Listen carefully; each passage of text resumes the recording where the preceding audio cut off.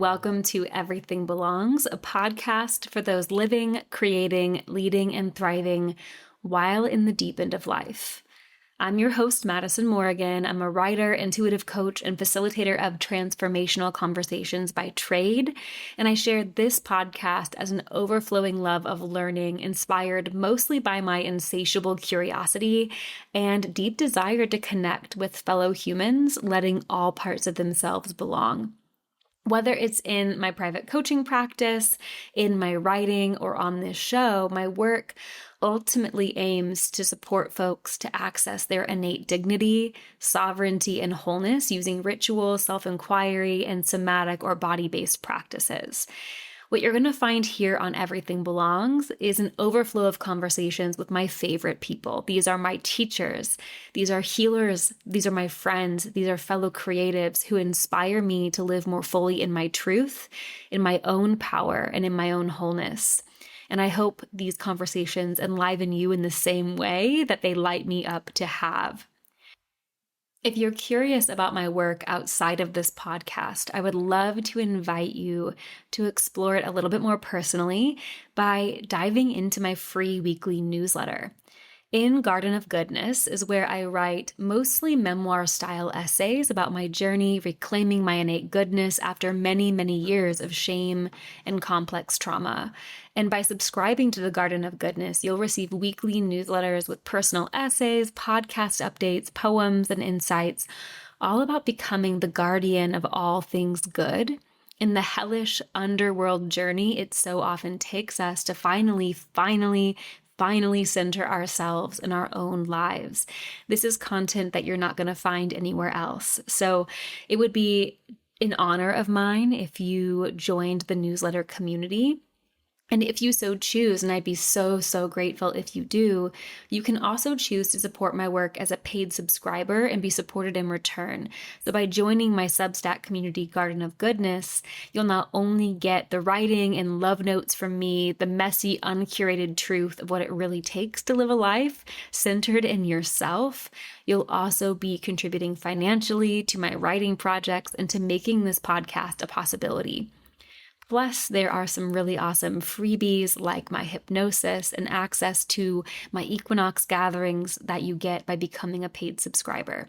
So whether you want to join for free and just receive updates and newsletters from me, or if you want to contribute financially, both would mean the world to take all of these conversations here on the show deeper in that way with you. Thank you most of all for your attention. The world is noisy and busy, and it means so much to me that you would take time out of your day to listen, to give your attention to the show, to give your attention to yourself ultimately. And I really hope you enjoyed today's episode. So buckle up. There is truly not much we shy away from here on the show because at this table, everything belongs. Hello and welcome back to Everything Belongs. Okay. I have a guest today that I was just so honored and delighted to have on the show. And I know that you probably hear me say that all the time because every guest I have on the show, I'm delighted to have. And this conversation means a lot to me because it is with someone whose body of work has completely changed my life and is someone whose body of work has changed my work professionally in just about every single way, has changed my attachment style, has changed the way that I relate to the world altogether and the way I relate to myself. So that is a pretty big deal. And this person is Brigit Viksnins, who is the creator of the flourishing professional training program called Alchemical Alignment, somatic work for trauma resolution and the embodiment of spirit, which harmonizes with any body, mind, or spirit therapeutic practice using biodynamic craniosacral, pre- and perinatal, shamanic, and Aikido principles, along with somatic experiencing informed trauma resolution skills.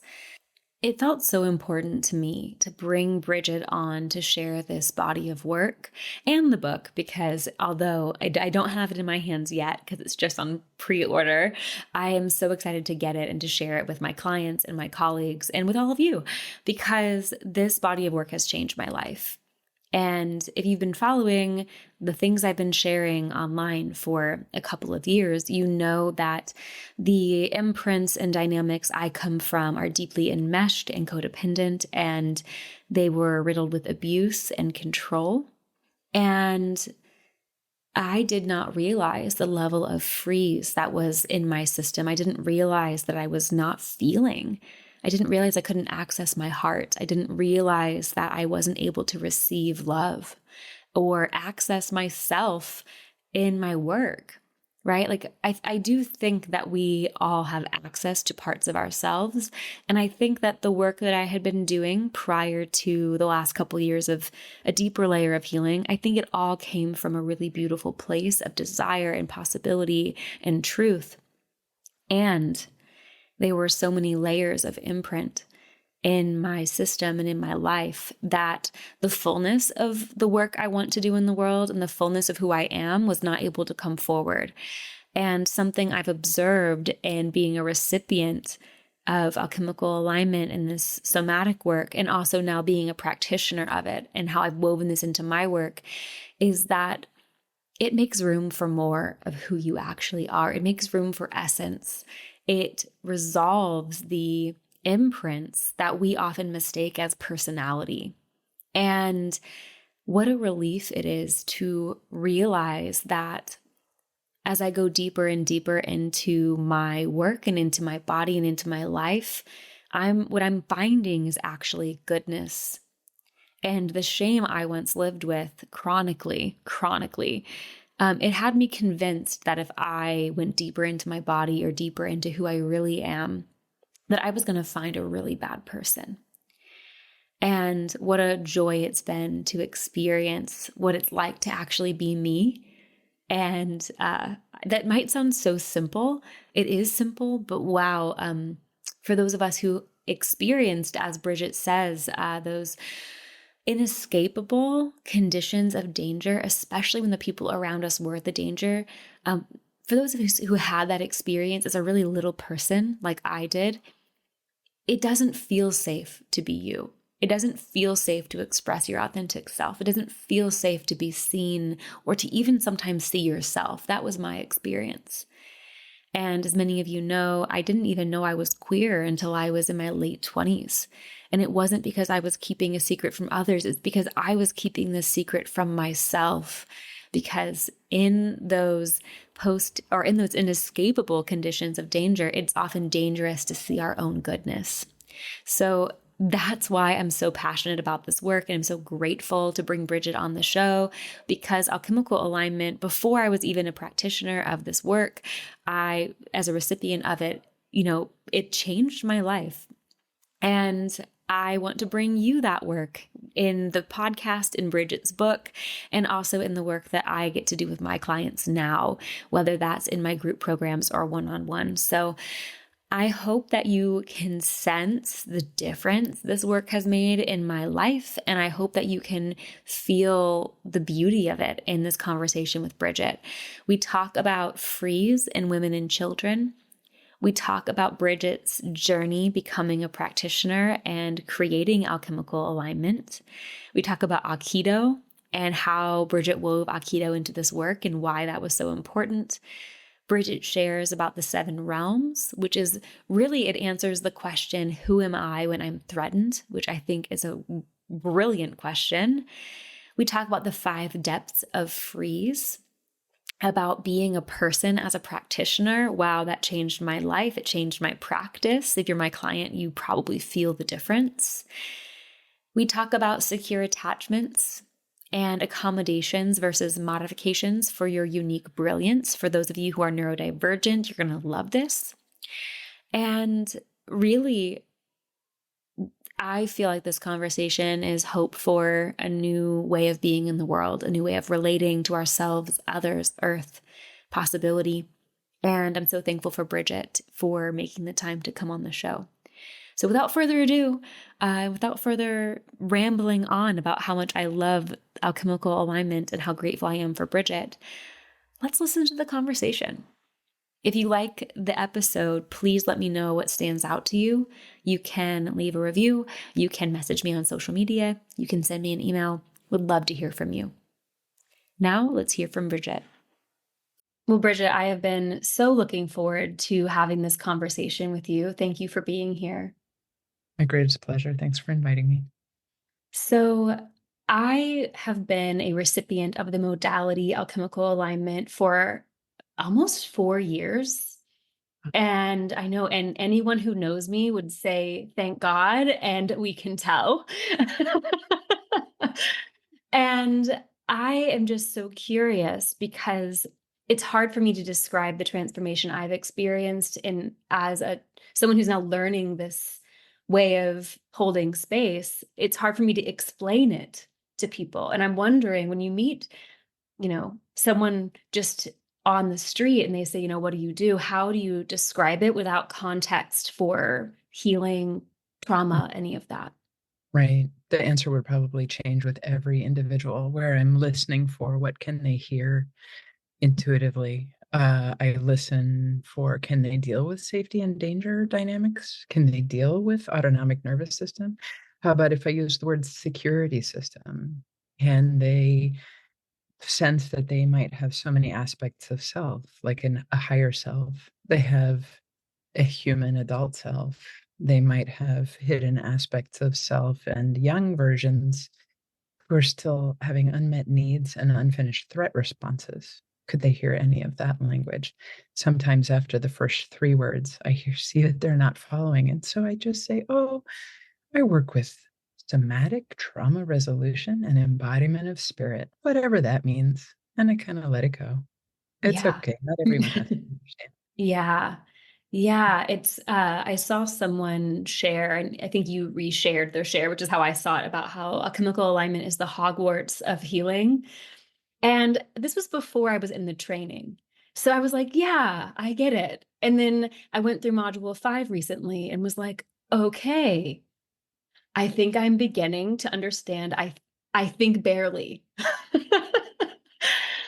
Because it really is quite magical. And from my understanding, you began in body work. I'm curious, could you walk us through the inspiration for like creating such a training? Mhm. So similar to in Hogwarts, if somebody's holding a wand, and I haven't seen all the movies, but I did read all the books to my boys. How can you have a self behind moving that wand? That is what I studied for years, having a self who moves with a sword in Aikido.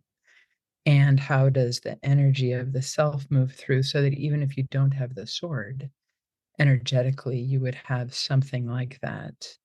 Um, the ability to give and receive safe practices and dangerous practices within interpersonal relationships.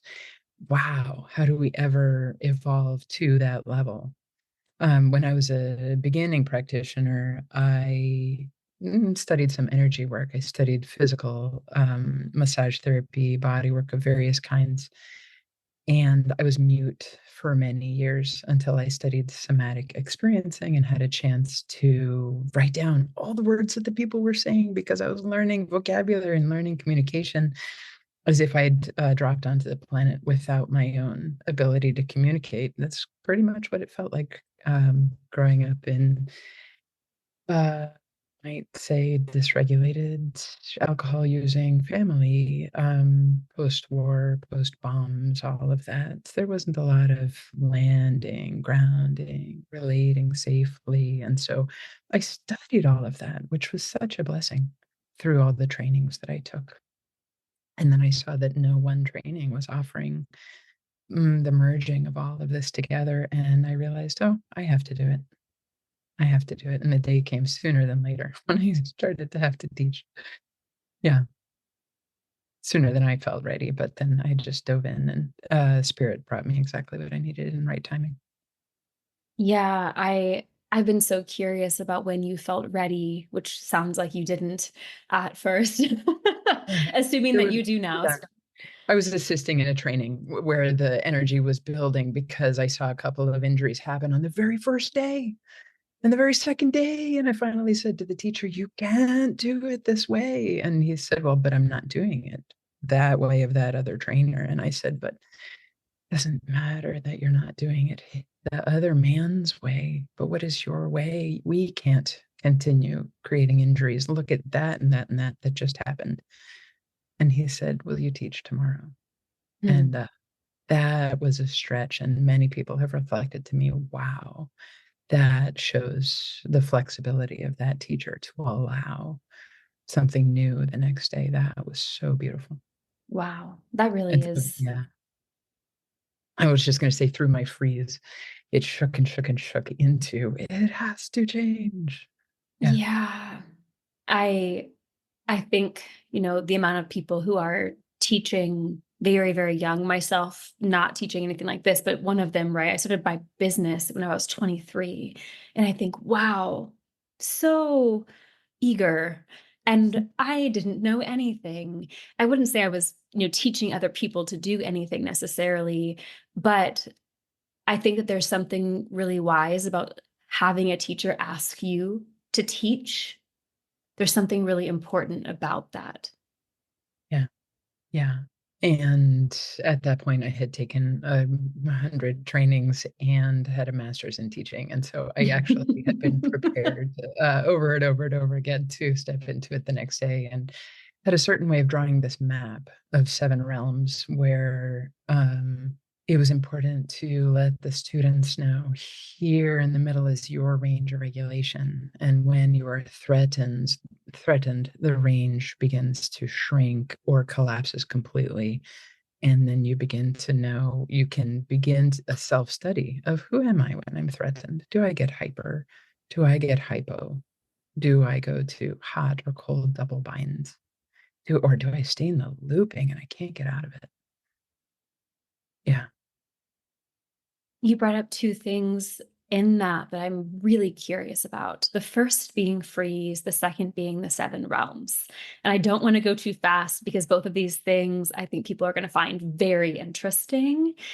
And so, could you speak to freeze specifically? Because alchemical alignment is a freeze melting modality. And I've personally discovered I was in so much more freeze than I thought I was in because I'm an action taker. And so I'm not someone that people would have said, "You don't have a self. You're not frozen, you're in action." And yet, there was and still is a lot of freeze. So I'm curious maybe to for you to expand freeze and to help us understand it a little bit more deeply. Yeah. So the first thing might be we're so multifaceted that we could have one facet of self, or an archetype with a certain energy signature who can take action. Or we might have training and habits that look like 100% functioning life. This could be professionally 100% amazing, shining, brilliant human.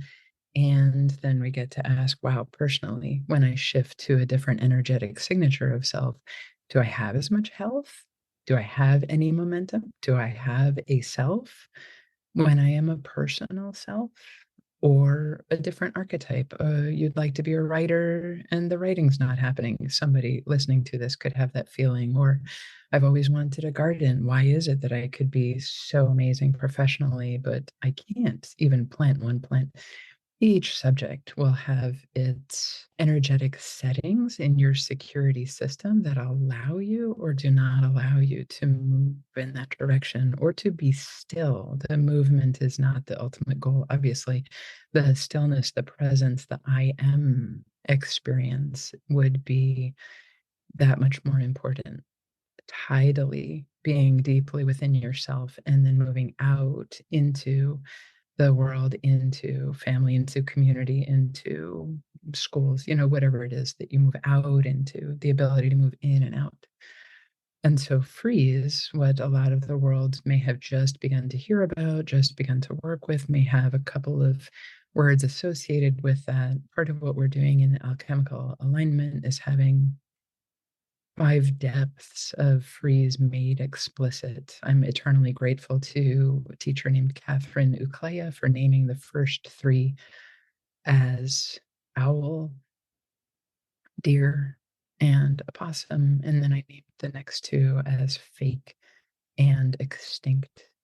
those depths that we go to. So many of us can do things in functional freeze, like owl, which would be moving through the world and, oh, here you see myself, but really, who's the authentic self, which I know is one of your main themes. Could you ever find me? Am I a semblance of a human being? And I know that place so well, having grown up to become very good semblance of a human being.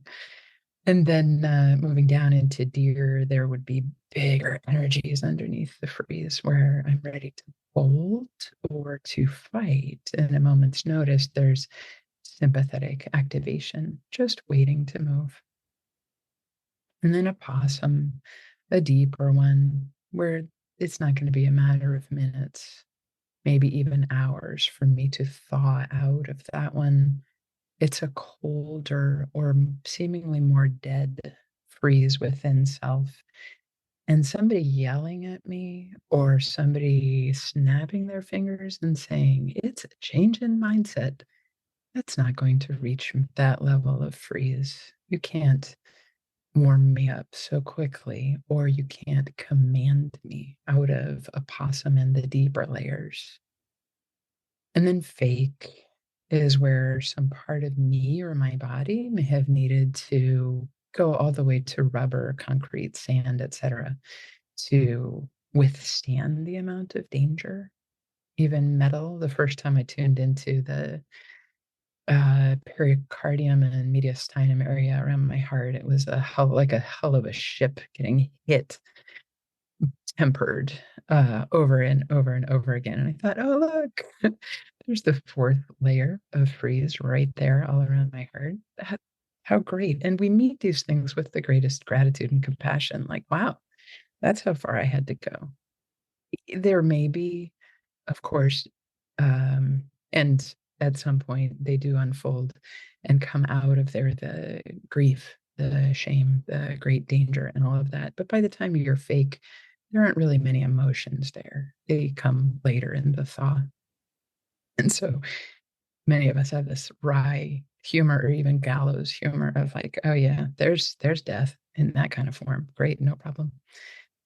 And then the deepest one is extinct, where something has had to go outside of this reality in order to cope with the great danger that it has faced.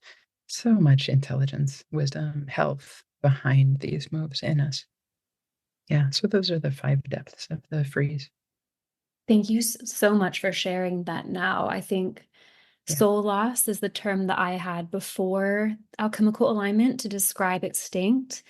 And really seeing it match with extinct made so much sense, and how it might not be all of self is extinct, but exactly. facets. And goodness, the whenever you talked about your heart, that has been huge for me, getting back in contact with my heart space and the amount of almost constant pain that is there on the other side of the freeze thawing. And I'm like, maybe one day it will be less painful. But wow, it's like the most tender, fresh skin that has never really had anything exfoliating onto it, right? It's because it was so hard before. And yeah, it's been a year of grief and shame, like you mentioned. Yeah. What were you going to say? Just congratulations, and I'm sorry. Thank you. As that comes back, and thank goodness for any continual mentoring, nurturing, nourishing, guidance, protection for that one, because the areas know exactly what to do to develop within appropriate conditions. And Hmm. so as the area gets held and held and held over and over and over and over again by self, by other, by nature, by spirit, that's how the evolution and development can happen. It will happen naturally. Yeah, Yeah. yeah, It feels so encouraging to also know that there's health in every single depth of freeze and every single response. There was so many years that I was trying to, and I think a lot of people listening trying to pathologize. And then, social media just came and was like, something is wrong with you. What is it? Maybe we can figure it out by thinking about it. And then Yeah. we've all, tried to find these pathologies, and I don't want to diminish that can be helpful at certain times, but I found that there was limitations to the amount that I could be free of shame in my healing with those pathologies. Right. And so it's been really nice for myself to be like, okay, this makes so much sense. Right. And wouldn't it make sense to hide the parts of yourself away that it wasn't safe to be? And if you're looking at an approach from range of regulation viewpoint and the eyes of spirit, if somebody's gone too far into the hyper ego or the hyper, et cetera, places of I'm the only one, some kind of a maybe spiritually narcissistic tendency or mentally or something like that, the pathologizing and the coming back to humility might be a beautiful path, might be Yeah. just the thing they needed to hear. However, if the person finds themselves in the hypo range and maybe never even developed a self in the first place, that kind of thing feels like an attack and drives them further into the freeze, as Yeah. opposed to the support and protection required to, like, it's like raising somebody from the dead or raising from somebody from the deepest injuries.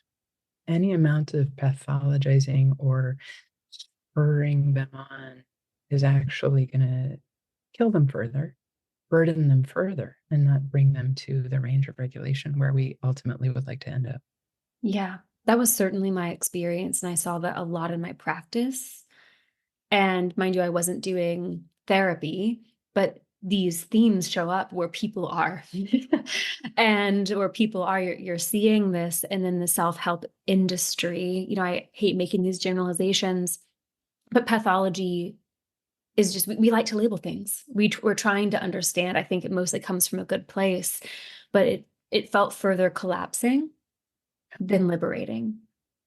And And how many so, unfinished attack energies are wrapped up in that? And, how do we appropriately get to attack energies is another subject as well. mm, it brings up for me like living under systems of oppression and patriarchy, specifically for women and children.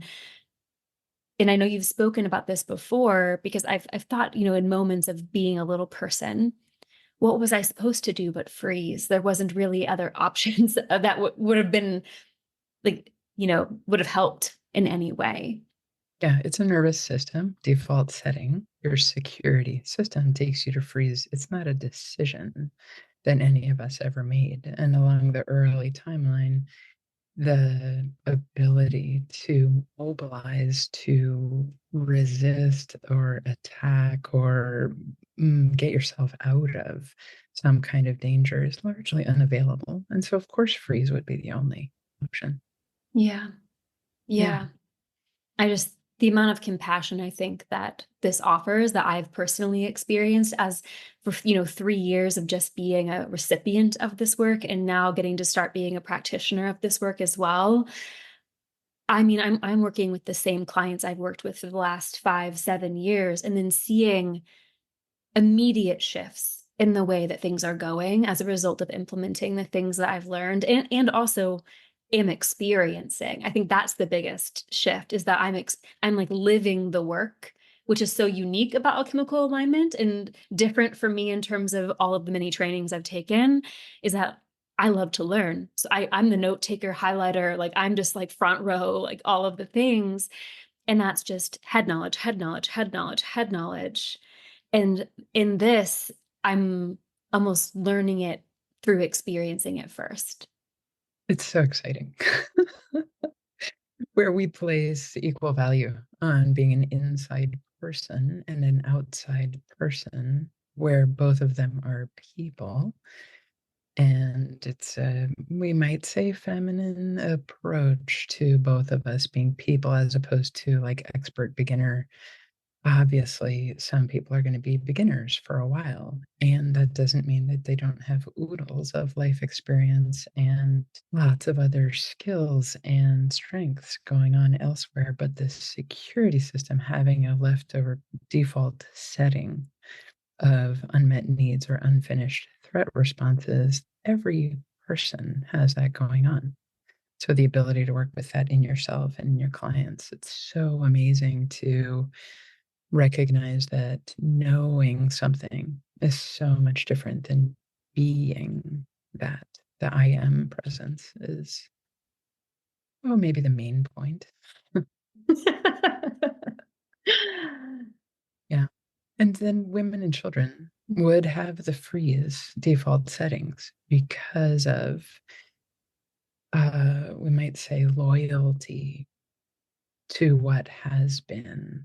That becomes the most important thing because you, as a child, need to stay dependent, need to stay taken care of by the ones around you. And so you have to absorb rather than reject what's going on there. And so the body will somaticize any of the difficulties, it'll stick it away somewhere in the body in order to get along and continue surviving and moving through to the next day.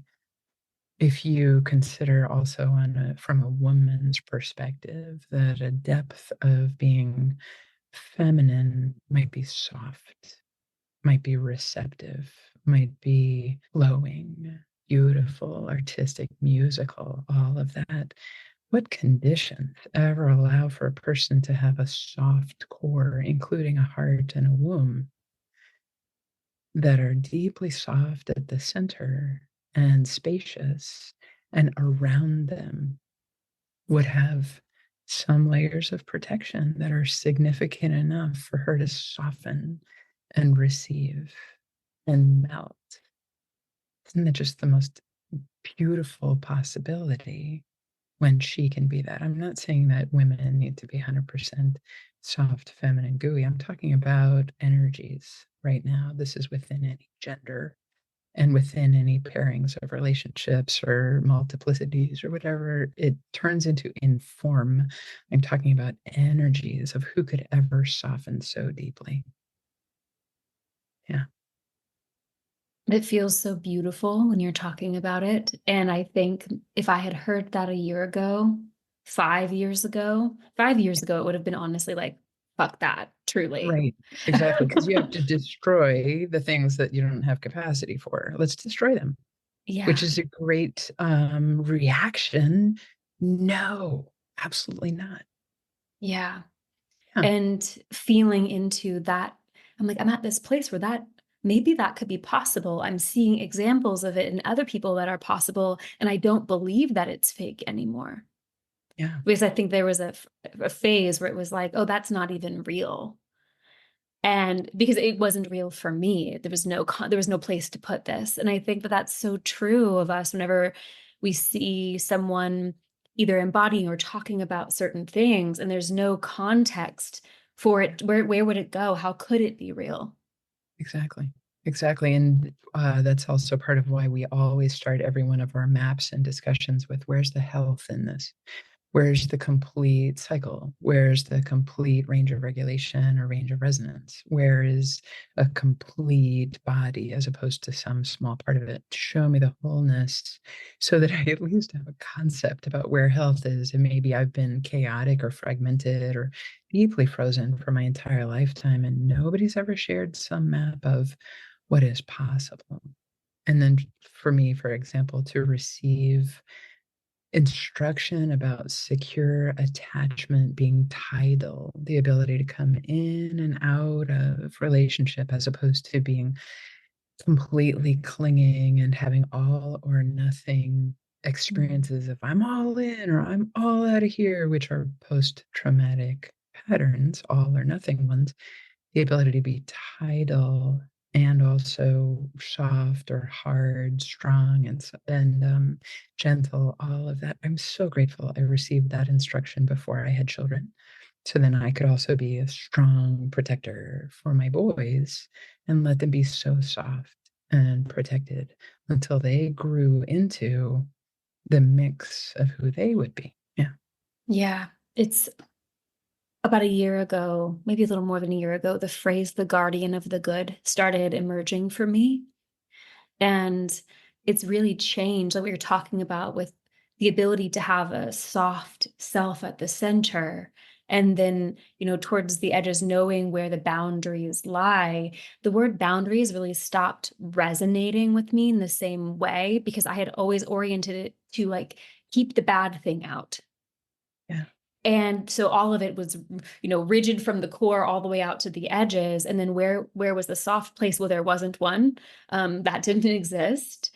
And you talking about it with babies and little people, and that really helps me understand, right? Like, we're protecting and being the guardian of the soft little one, and also maybe the soft adult that can be deeply receptive as well, that gets to exist too. I'm like, okay, this is very curious. Yes. And with aging parents and grandparents, things like that, who gets to be a protector ever? Where is inclusion of um, the ones that need protection? And Mm. who are the strong adults? That's part of what we are taking a look at in alchemical alignment. What is my association with the word adult? Was it always something to be destroyed and neglected and rejected? And I become that adult who is really soft and really strong and participates in appropriate ways in my world. Show me the way. Who Mm. who will?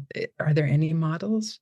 And maybe in my lineage, I'm the first to craft exactly that which I would like to see in the world as an adult. Mm. Yeah. Yeah. Yeah, there's so much for me with that, but I'm like, I'll just be with myself on my own time, separate from this conversation, because I really want to explore the seven realms with you. And I know you just released a book, which, by the way, I've already pre-ordered. I'm very thrilled about receiving it.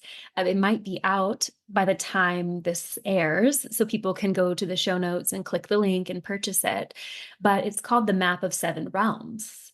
And I'm wondering if you could, you've mentioned maps, you've mentioned seven realms, you've mentioned five depths of freeze, you've mentioned where's their health on the map. But I'm wondering, could you give us a little bit more of a clearer picture of what the map of seven realms is? And then maybe everyone could just go buy the book also.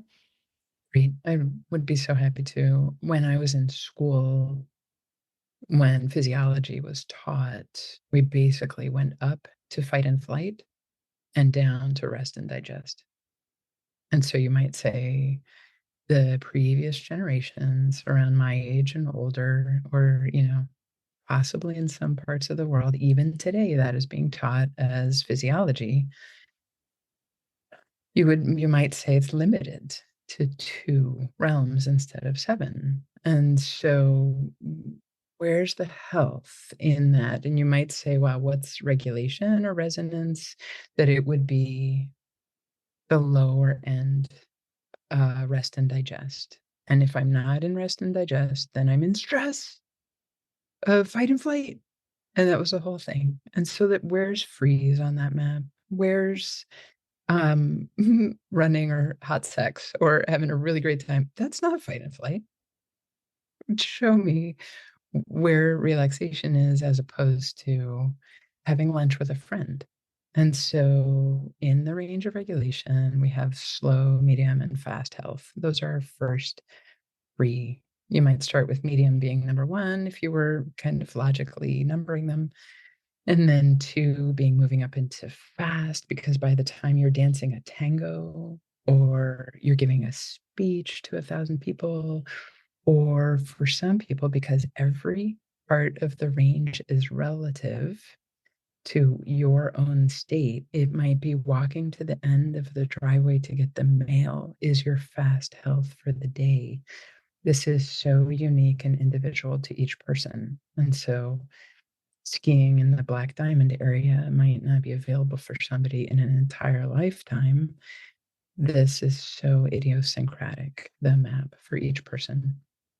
Number 3 would bring us down into the slow rest and digest place, and the ability to go deeper and deeper and deeper and deeper into rest and digest is part of what people study in some therapies like biodynamic craniosacral therapy, where you go into places that rehabilitate organs, your kidneys, your adrenals, your systems, endocrine system, your deep brain can be rewritten and rehabilitated in the deep, slow zones. Moving into the other realms, we would move into threat response territory, where you might go into fight or flight to save your life. You might go into freeze to save your life. Totally normal. This is part of human behavior. We want you to be able to mobilize to save your life. We want you to be able to freeze to save your life. Great. Really necessary. If they get stuck, however, we get to, in the stuck threat response, you have a default setting that has you respond faster and hotter than you might want to. That logically, there's a disconnect between how you're behaving and what the circumstances are. That lets you know that there's some kind of a post-traumatic setting in your system. Same thing with hypo. When you get cold or you disappear or you get super hard in a way that doesn't allow you to connect with others anymore, you notice that you have some kind of a freeze in the system. Those are numbers 4 and 5. Then we get to number 6, which is looping, where you get into a place that you can't return to range of regulation anymore. You don't know how to get out of it by soothing or distracting or stabilizing in some way. The looping could keep you for hours, it could keep you for weeks. For some people, it keeps them for decades, up and up and up and up and up and up and up, and there's not any respite anywhere available until you find therapeutic approaches that have capacity to meet even that.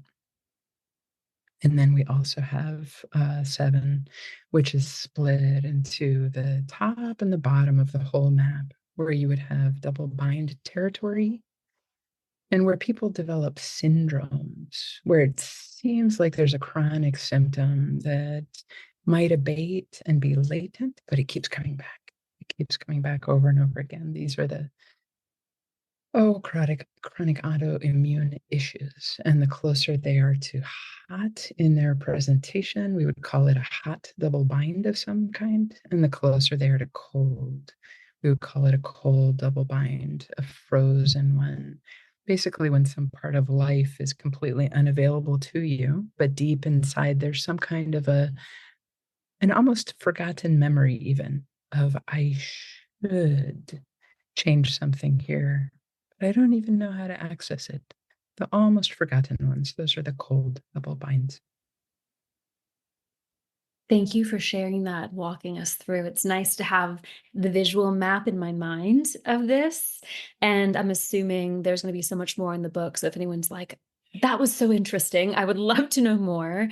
The book, I'm imagining, is going to be amazing. And yeah, just like how this has helped map my own experiences where I'm like, oh, I was definitely looping for 3 days. Okay, there's that experience, as well as looking at where some things maybe aren't wrong, right?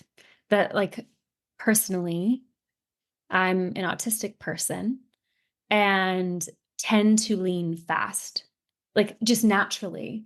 And realizing I spent a decade trying to heal some things that weren't necessarily trauma, and actually getting to uncouple what is my unique makeup that happens to be quick or fast or, is in a certain way, that's not actually a problem. So beautiful. If you're a piece of music, like is somebody saying you should actually be, Baroque music played on pianoforte or whatever, some other instrument that's not even here now. Who are you really here now? And could you have an entire range of music? It might be idiosyncratic. It might be unfamiliar to other people. It might not be mainstream. How can we appreciate who you are? Mhm. Yeah. It's really, really, I think it's so nice to notice at least a large number of my audience is neurodivergent in some way.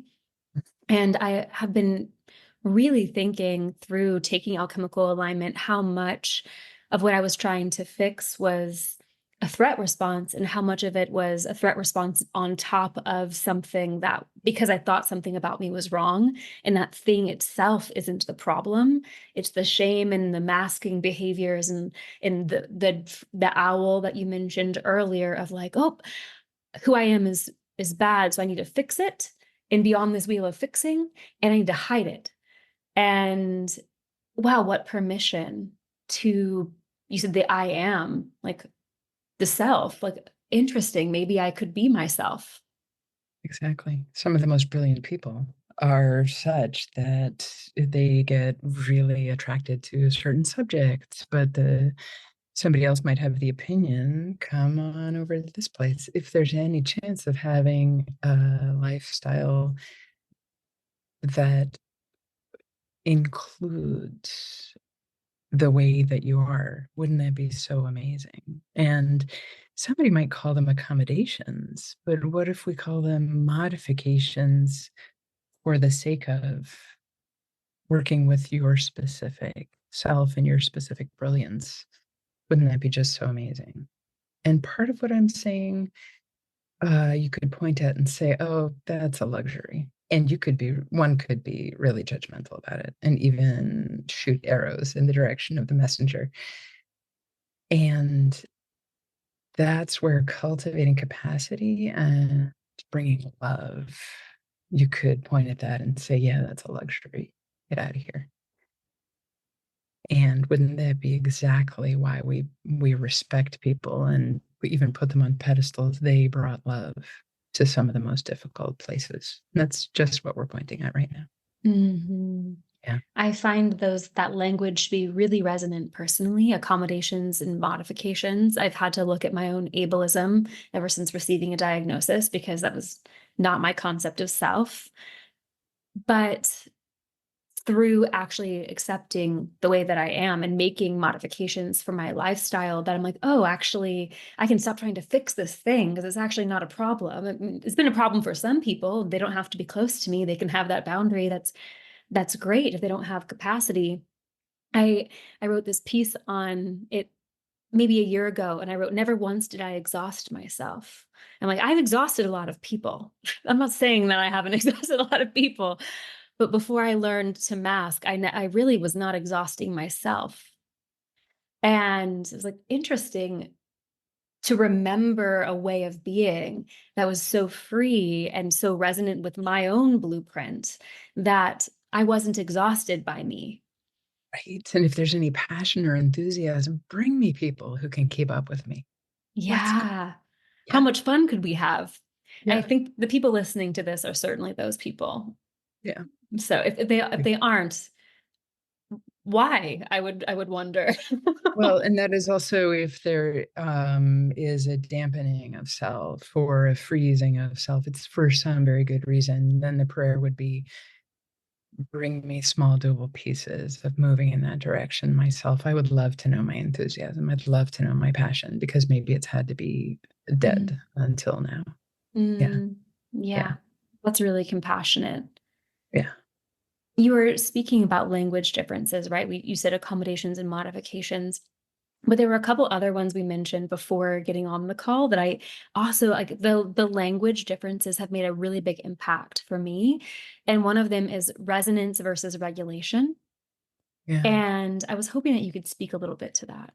Well, so over and over, we'll be looking at top down or bottom up ways of looking at things. Is it a mentally driven command from what you might say mind or ego or will? And how great when any of us has a strong mind or a strong ego or a strong will, and we're able to work in that way with self. And so regulation comes from regulus, a Latin word meaning a petty king. I don't necessarily want the petty king with me here all day, every day, or what might at first be called the mechanical nanny, which is a great, great concept for keeping myself within the bounds of what's doable in terms of if I can only eat 3 foods, please let me only eat my 3 foods and let me regulate myself in that way to hold myself safe until something can heal enough for me to move to 4 foods. Great. The other word, resonance, would be more of a bottom up. What is my state resonating? And what are the states of others resonating into me? There is less mind and will and ego in that word resonance. It's a musical term. Whereas I might be a cow walking through a herd of cows, the resonance of the whole herd can drop me down several levels because I'm the one who has the turn to move to the inside of it all, inside of the whole herd. Oh, protected deep in the middle. I drop down. I'm Latvian, and there's a song that I'm thinking of just now where, in the midst of 100 of my kin, I am less worried about the 500 others because I'm here in the midst of my people. And so that resonance that comes from me or that I'm receiving from others, let it be like beautiful music over and over. Let me find the ones who can affect me in that way. Let me let it in. My injured attachment receptor sites on the inside, let them heal enough to feel the beautiful others eventually, please. That's really beautiful. What came up for me as you were sharing that is you talked about the cows and the sinking in of meeting ones at the same frequency. And I think there's an undercurrent to a lot of the clients I speak to and the people in my community of like, where are my people? I feel so lonely. And it's been coming up in client conversations of like, could masking be hindering the resonance of like finding resonant beings because we're presenting as something other than we are, or like it's just a little bit different. And so it doesn't sound or feel quite right. And so like something that I've been talking about with my people is as we feel more like ourselves, perhaps we're going to find our own herd of cows where it feels so safe to be as we are and less concerned, like you said, about who's doing something else somewhere else because I'm here with my people. Exactly. That's how I feel with the teaching team of alchemical alignment. Just like, oh, I can be here. I have no lack Mhm. of others, and a sense where I could say anything, whether they agree with me or not, they'll just say, oh, that belongs to Brigit, if they don't agree with me. And if they do agree, wow, could we expand together? I might mention something cosmic. I might mention a sense of space and time travel or begin to teach about, well, how do you travel through space and time for the sake of quantum holographic ability for healing or reaching the deadness? How do you do that with specific detail or moving toward including curses and depossessions and other shamanic zones in the work for people to stay right with me or say, tell me more? Isn't that so amazing to find your people? That's how I feel with the people close to me. I love it. Mhm. When you speak to those things, it's how I feel. I am curious about the second pair of words that you had said before we spoke Sure. live, and it was manifestation and magnetizing. And that is not something I've heard you speak to before. And so I'm especially curious right now. Yeah. Yeah. And so, what is taught a lot is mental and spiritual level manifestation. Manifestation. You place something on your vision board and boom, it comes into your life. How amazing is that?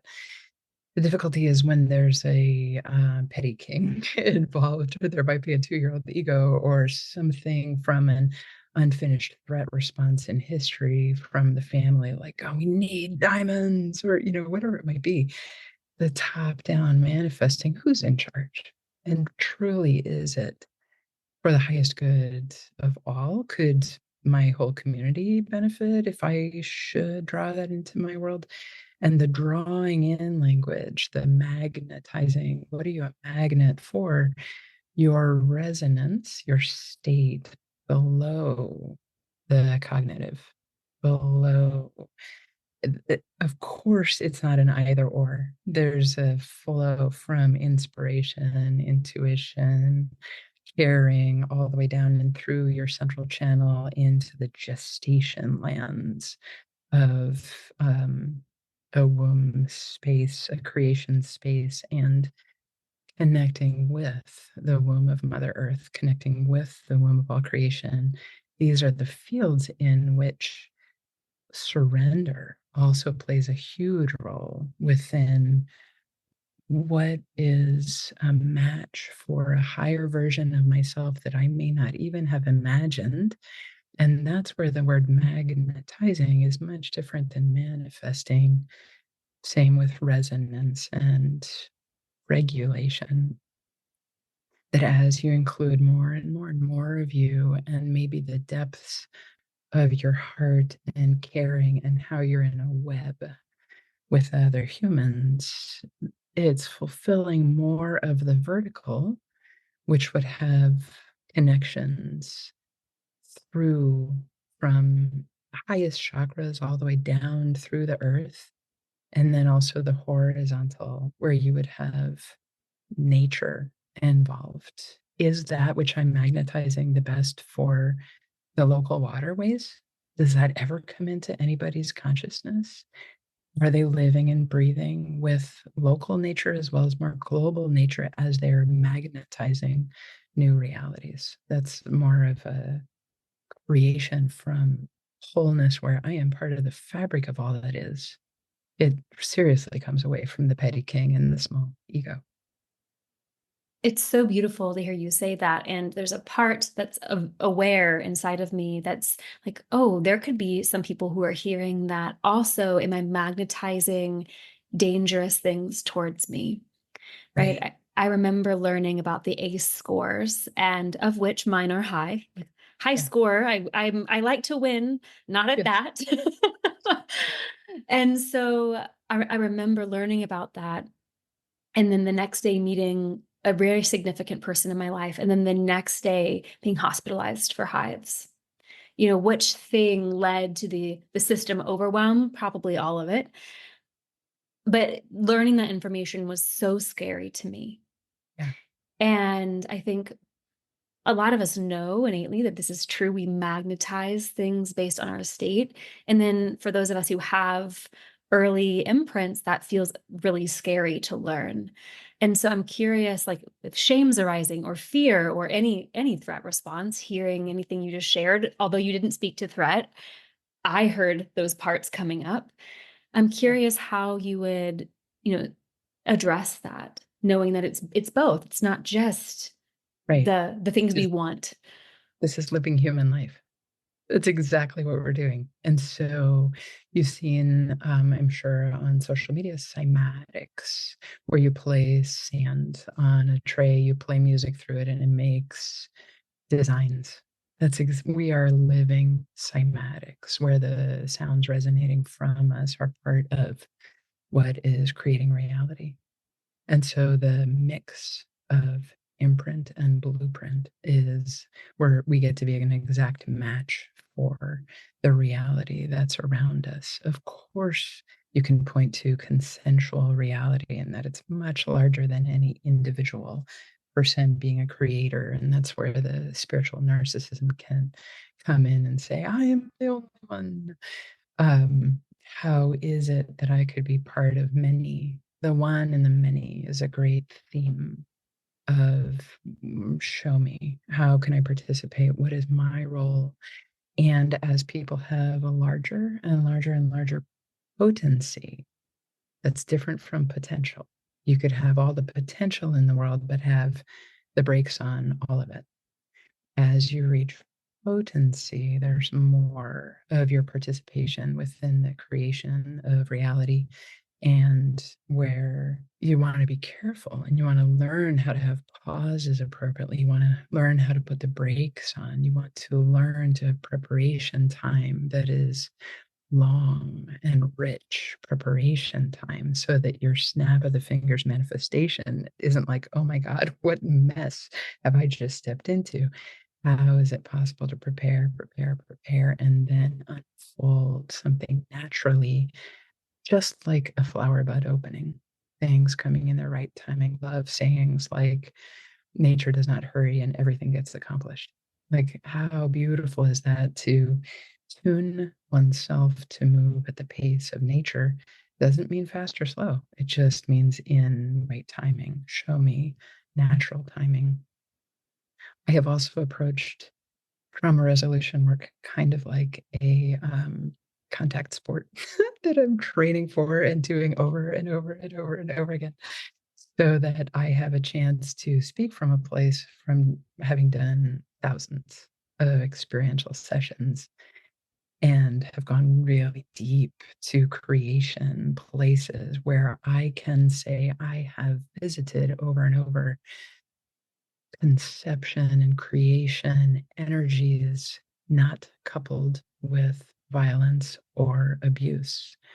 And then I can say to the spirits and all that is around me, show me creations not overcoupled with danger. I am interested in that. Thank you. I have one more curiosity before we wrap. Yeah. We're living in a very auspicious and interesting time, and I'm wondering for all the practitioners listening, like it can be a lot to be doing our own work at these times where things feel very stacked, and then we're holding space for people who are also in the same world that we're in. Right? I really felt this during COVID, whenever that was especially condensed at that time. And I'm wondering how, do you have any recommendations for practitioners who are wanting to be well and Yeah. know that their resonance really matters with their Yeah. Do you clients? have a sentence for your work? Do you have a Hmm. sentence? And could you possibly say, I refuse to be abused by my work? Which is a big Wow. deal, right? Because some people set up relational fields just like early ones. And so can we upgrade relational fields to say, ooh, bring me quite stable people where I'm a half a step ahead of them. I feel I have something to share and I'm not being abused at this time.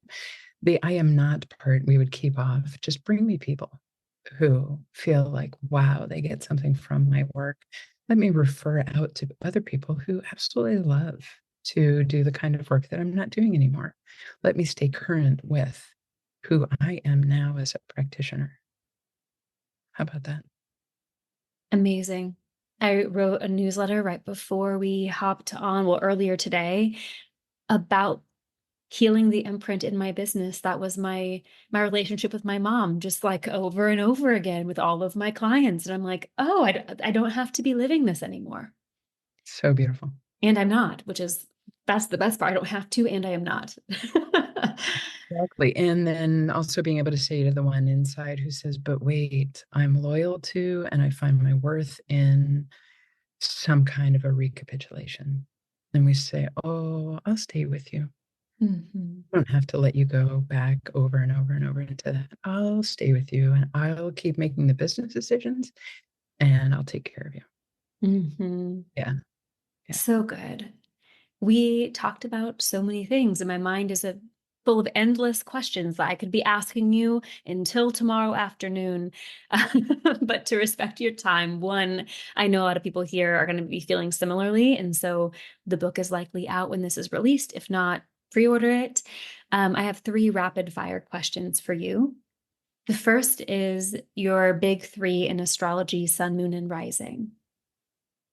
I can remember them as sun is Pisces, moon is Virgo, rising is Gemini, which I understand has maybe two fish and Gemini, the twins. And so, depending on when you ask me questions, I'll be a completely different person. I love it. Well, you're likely reading the energy. Pisces, I understand Pisces personally. I wouldn't say understand it, because can anyone understand Pisces energy? And Right. I understand what it's like to work Yeah. with Pisces energy. Right. I understand the mystery. Yes, exactly. I would love to know your spiritual background as a little person.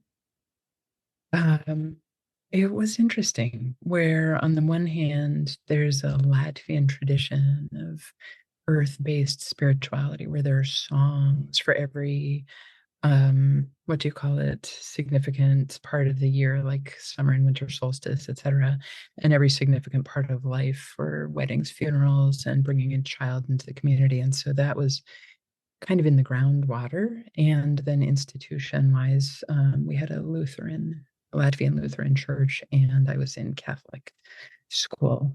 So I have a lot of that kind of background as well. Wow. Interesting. Like, Yeah. again, many questions, but thank you for sharing. And the final question is, what do you want? I love this question. It so depends on what level of the self you are asking. And I would say the most efficient way I could answer is I want to want what I have, because I truly understand that in the appreciation of that which is, it can grow and expand. And I would like to not stay in the threat response of destroying what I have, because that is what I have known. Thank you. Is there anything that feels incomplete that you want to loop back to or tie a bow on from today? Gentle respect that we can bring anytime that soft is mentioned, and womb and heart as central when they're mentioned. Can each one listening just right now be invited to have some kind of an intact periphery around that softness, so that it does not feel like there's an exposed and newly dangerous experience or newly vulnerable. The words secret and private, can those be protected by an intact exterior or an intact periphery? Thank you. Yeah. This has Thank been a pleasure. I really appreciate you coming on. My greatest pleasure. Love it. Great to talk to you.